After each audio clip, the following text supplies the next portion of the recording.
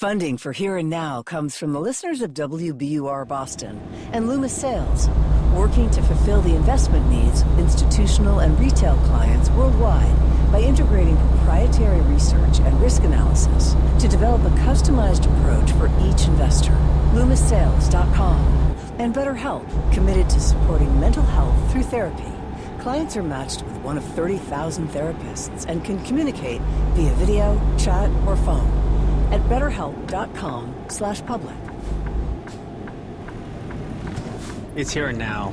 Tens of billions of dollars in government money for medical research is safe, at least for now. A federal judge has temporarily halted President Trump's plan to cut federal grant funding from the National Institutes of Health. The ruling yesterday comes in a lawsuit filed by 22 states. A hearing on next steps comes later this month. What the administration wants to cap is what are called indirect costs that go to hospitals, universities, and other research centers. Here to explain is Angus Chen. He reports for our editorial partner, STAT, the health and medicine publication. Angus, good to have you. Good to be here, Scott.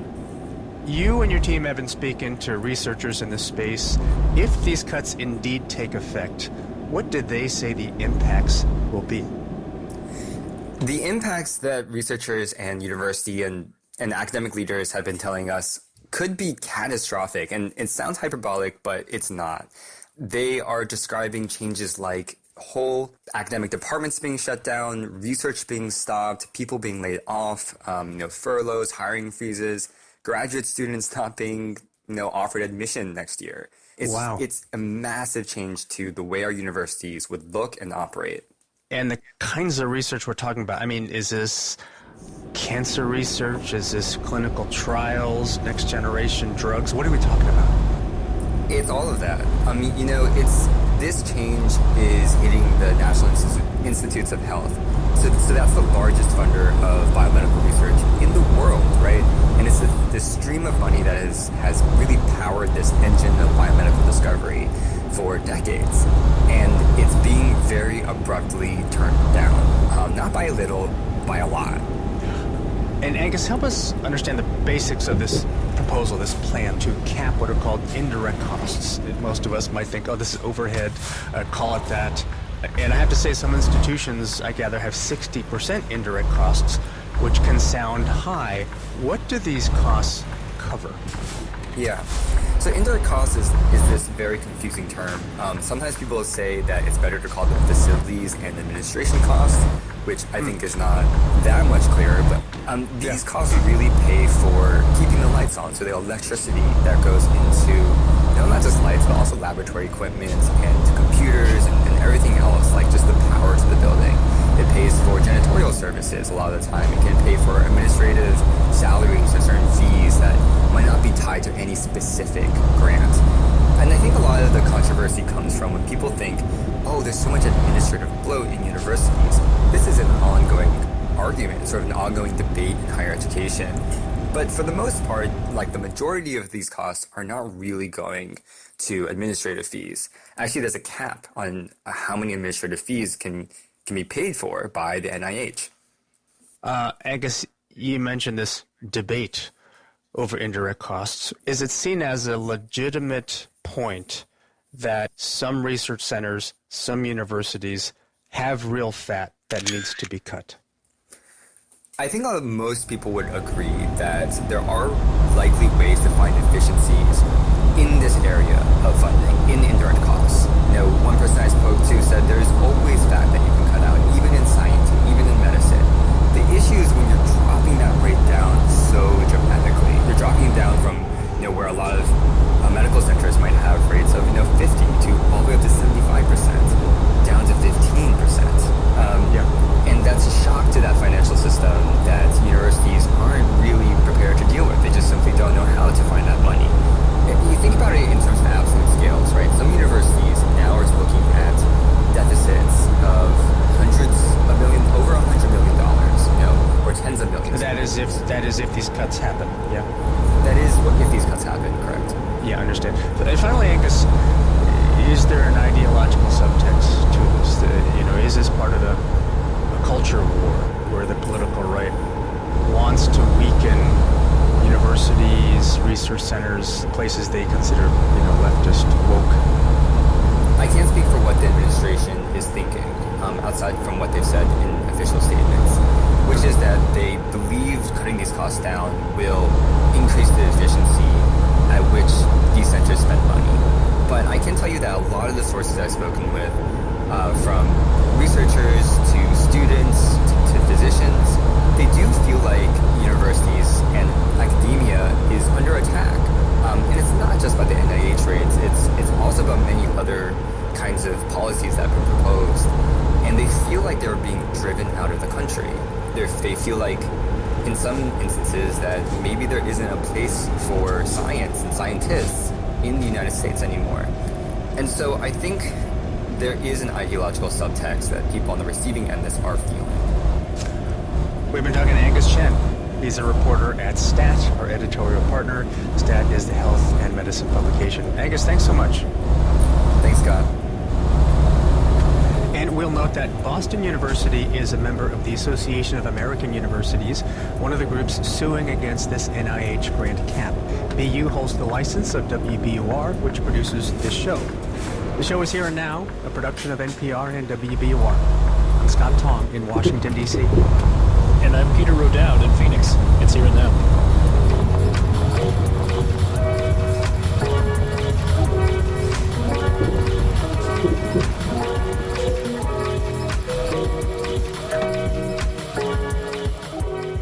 Funding for Here and Now comes from the Museum of Science in Boston, dedicated to inspiring a lifelong love of science in everyone, in museums, classrooms, and online, offering engineering design challenges, digital experiences, live presentations, and more. MOS.org.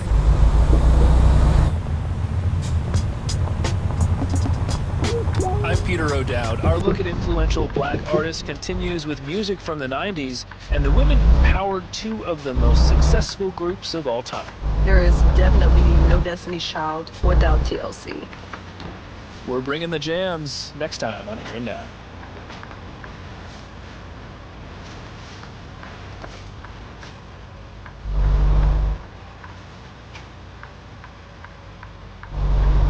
Hearings to confirm Linda McMahon as Secretary of Education begin this week in the Senate. Some critics say she doesn't have the education experience for the job. Others argue that isn't necessary. The Department of Education is not a school. It's a bank. It's an advocate. It's a policy shop. Hear more about who Linda McMahon is and all things considered from NPR News. This afternoon at 4 on Public Radio 89.5. Support for Public Radio Tulsa is provided by TSET, the Tobacco Settlement Endowment Trust, dedicated to reducing tobacco use with a reminder that exposure to secondhand smoke is known to cause lifelong health problems and is especially harmful to growing children. More at tobaccostopswithme.com. The listener-supported service of the University of Tulsa, Public Radio 89.5, KWGS HD1, Tulsa.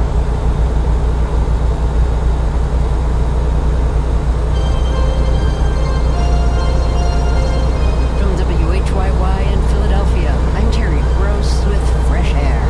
Today, portraying Donald Trump and getting an Oscar nomination for it, we talk with Sebastian Stan. In the film The Apprentice, he plays Trump early in his career when his lawyer and mentor was the infamous Roy Cohn. The filmmakers received a cease and desist letter from Trump's lawyers, and Trump called the filmmakers human scum. Human scum. You know, our writer received a lot of death threats, a lot of anti-Semitic remarks as a result of that usage of words. Sebastian Stan is originally from Romania, born during a communist dictatorship. He won a Golden Globe this year for his performance in A Different Man. He's co-starred in I, Tonya, the series Pam and Tommy, and Marvel's Captain America films.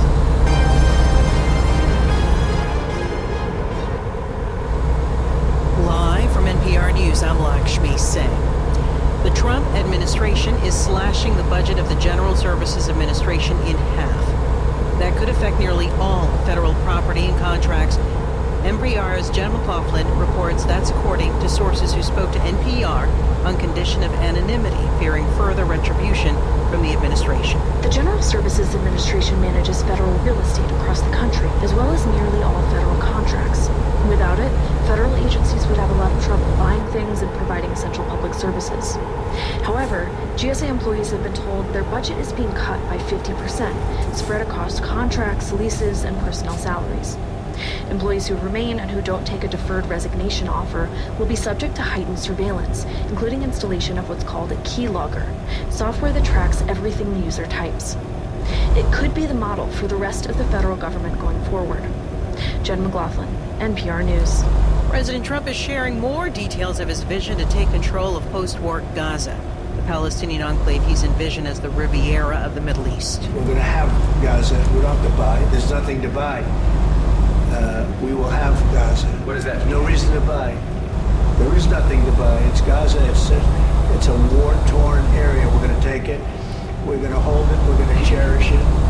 We're going to get it going eventually, where a lot of jobs are going to be created for the people in the Middle East. It's going to be for the people in the Middle East, but I think it could be a diamond. It could be an absolute tremendous asset for the Middle East. Tapping into his real estate and investment background, Trump talked about building hotels, office buildings, and housing. He also doubled down on the idea of relocating millions of Palestinians from Gaza. A reporter then posed a question to the visiting King of Jordan, King Abdullah. How do you feel about the U.S. taking Gaza, as the president said? Well, again, this is something that we, as Arabs, will be coming to the United States with something that we're going to talk about later to discuss all these options. Now to Europe, where Vice President J.D. Vance is on his first international trip. His first stop was Paris for a summit on artificial intelligence. NPR's Deepa Shivaram reports Vance pushed back against excessive regulation. The summit in Paris is the third global summit on artificial intelligence, and the first one to pivot from talking about safety around AI to taking action, something Vance addressed at the very beginning of his speech. We believe that excessive regulation of the AI sector could kill a transformative industry just as it's taking off. The vice president said, quote, pro-growth policies on AI should be prioritized and was critical of Europe's more trepid approach to the technology. Vance's remarks in Paris come as China's edge on AI is growing with their recent launch of the platform DeepSeek's latest model. That's Deepa Shivaram. It's NPR.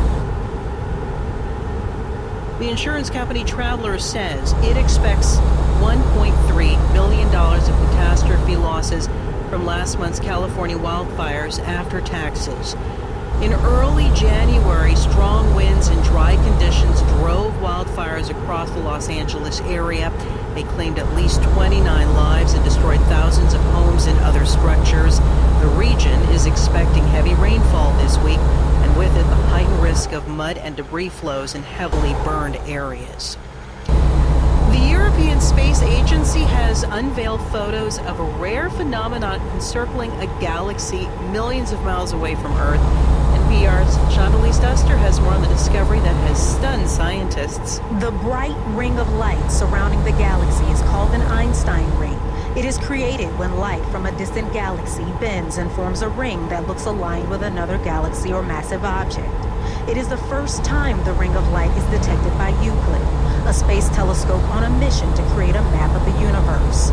Jacqueline McClary, a professor of physics at Northeastern University, says scientists were able to find the ring because of the telescope's high-resolution instruments. With other previous generations of telescope, this Einstein ring was essentially drowned out by the light of this big galaxy. Astronomers hope the telescope will discover more Einstein rings in the future.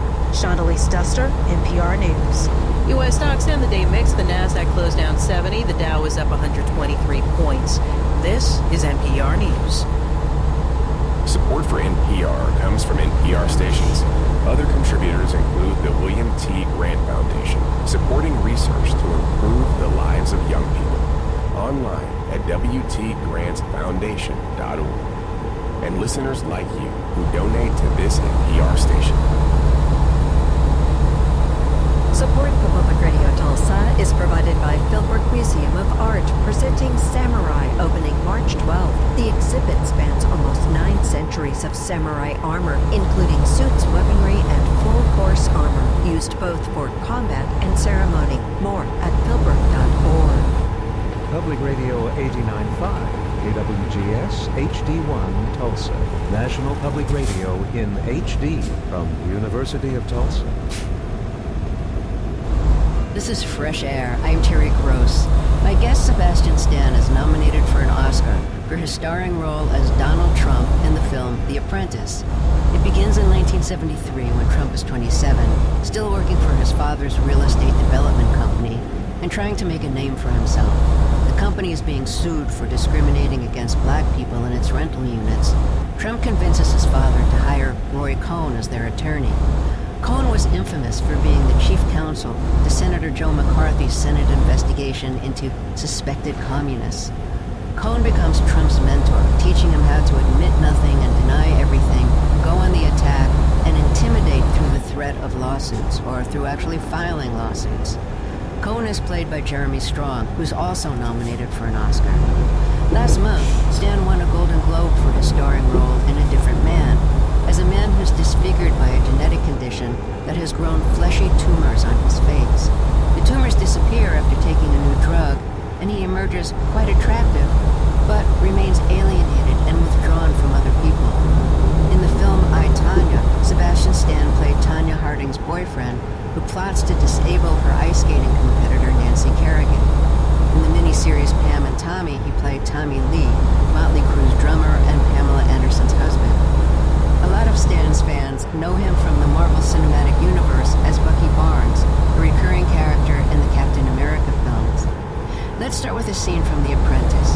Trump is planning to build Trump Tower and is trying to convince New York City Mayor Ed Koch that it will be so extraordinary, Koch should give him tax breaks. It will be so good for New York. Roy Cohn is also in the room. You'll hear him jumping into the conversation. I really think it's going to be one of the most exceptional buildings anywhere in the world. And frankly, there's never been anything like it. 68 stories tall, 28 sides, 1 million square feet. Every unit will have amenities like you wouldn't believe, and the high floors have exceptional views over Central Park.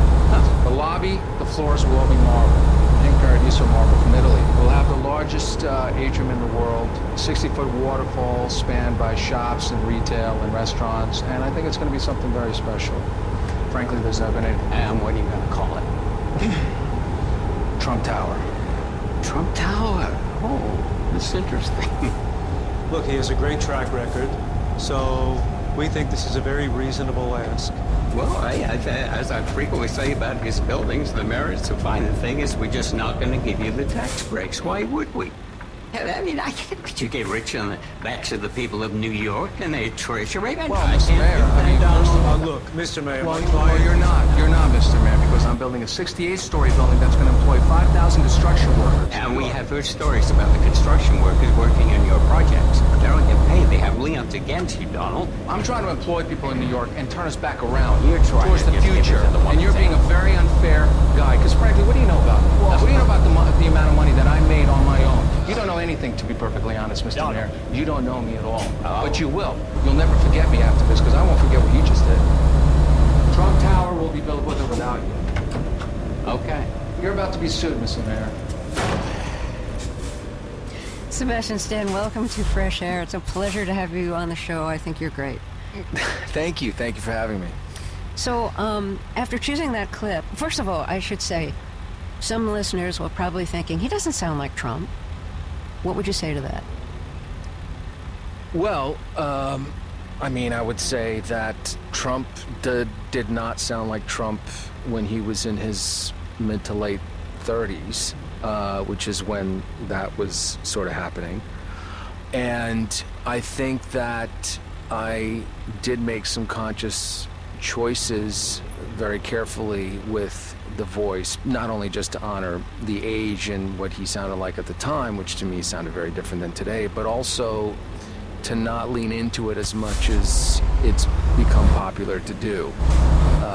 Because a big challenge with this role was obviously to avoid falling into caricature and into sort of the version of a cartoon that he's somewhat become. One would argue even willingly on his own part, whether he's aware of that or not. Because the voice, along with mannerisms and other physical characteristics that he has that we've become so accustomed to and we've been so oversaturated with, really had to be kind of I had to very carefully select and maneuver them and kind of earn them over the period of time of the movie, very much like he did as he grew into what we see today, but in part because I needed to bring audience in on this journey as opposed to alienating them from the beginning with what they've already sort of know and expect. After choosing that clip, I read that you improvised some of that scene. That whole clip actually was improvised, yes.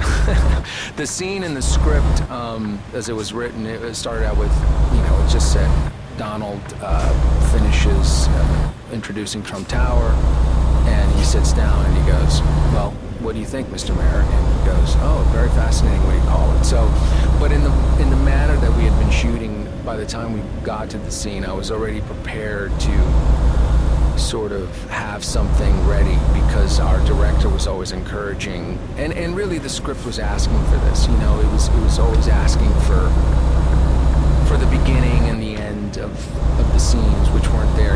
We had a lot of the middle of the bulk of what we needed, right?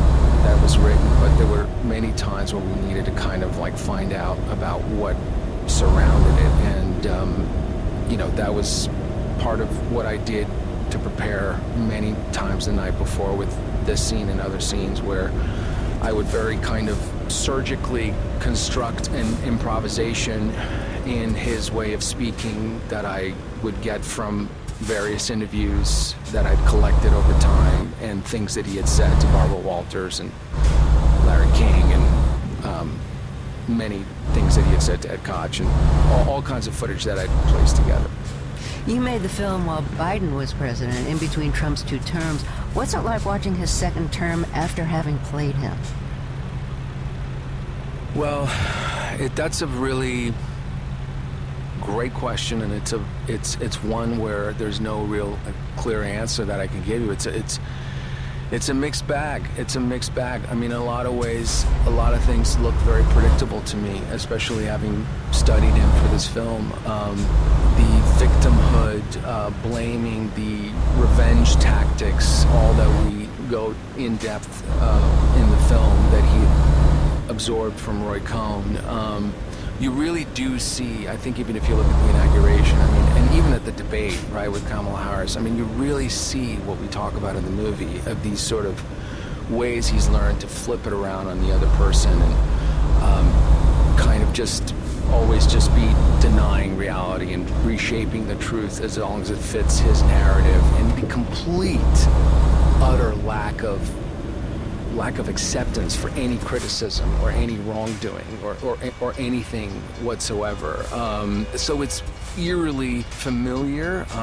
It's predictable. It's also, I may say, tragic, because I guess for me, I also feel like I saw a version of this overweight kid that was paranoid and insecure and desperate for attention, that was made to pay a big price at daddy's big betrayal, sending him off to military school, where he had to kind of, whatever happened there that dehumanized him further, and the revenge that he's been enacting out, and at the same time, it's hard not to sort of find some of it upsetting as well, because I do feel so much of it is rage and anger that's been suppressed and undealt with, that we're all having to kind of just, deal with and pay a price for.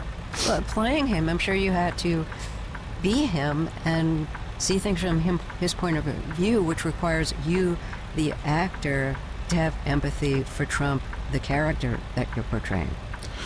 Well, I think as an actor, you have to kind of go through a process where you look at what are the things here that I feel that are useful for me to do this in the right way that it's asking of me, and what are the things that I feel that are going to work against me, and then you have to sort of become an investigator, and you have to, in a way, be a bodyguard to the character you're playing.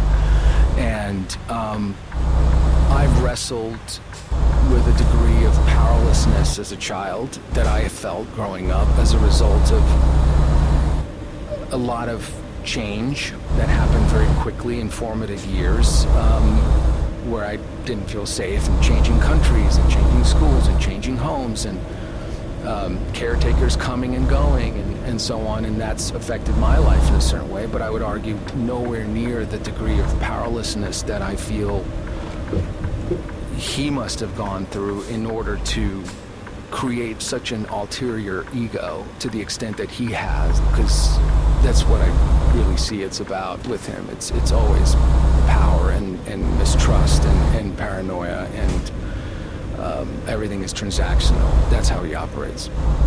Trump sent a cease and desist letter to the filmmakers trying to prevent the film from opening in the U.S. He accused the film of defamation and interference in the election. The film was set to be released in the fall of 2024, a couple of months before the election. I'm wondering with that cease and desist letter, if you felt like you were suddenly, or your film was suddenly the target of the same kind of tactics that you learned as Donald Trump in the film, so that you were living, you were living the tactics that are played out in the film, except this time you weren't Trump, you were on the other end, you were on the receiving end of the threats. Well, when the letter came in, it was about an hour after the movie had finished premiering at Cannes. And we were in such a place of exhilaration to have even gotten to Cannes and actually finally premiere the movie to what many who have witnessed standing ovations at Cannes told me was a really genuine 7 to 8 minute standing ovation. You know, we were in such we were such relief and just joy of even having gotten there, with many obstacles coming, that when this letter came in, you know, it was almost pretty much on target, right, for what we were all expecting. I mean, no one that did the movie expected it not to, you know, behave that way. I mean, tremendous work by lawyers and fact checkers and everything were done on preparing for that. And so it was like, okay, well, here's this next sort of hurdle. Let's see if the movie will come out. Maybe it won't. So regarding the film, on Trump's social media platform, Truth Social, he wrote, "So sad the human scum, like the people involved in this hopefully unsuccessful enterprise, are allowed to say and do whatever they want to hurt a political movement, which is far bigger than any of us. MAGA 2024. When you came to America after growing up under communism in Romania, then moving to Vienna with your mother, and then coming to the U.S., I'm sure you didn't expect to become a famous actor. I'm really sure you didn't expect to portray a former and now a current American president and have the president see the whole film as an insult, try to stop it from opening, and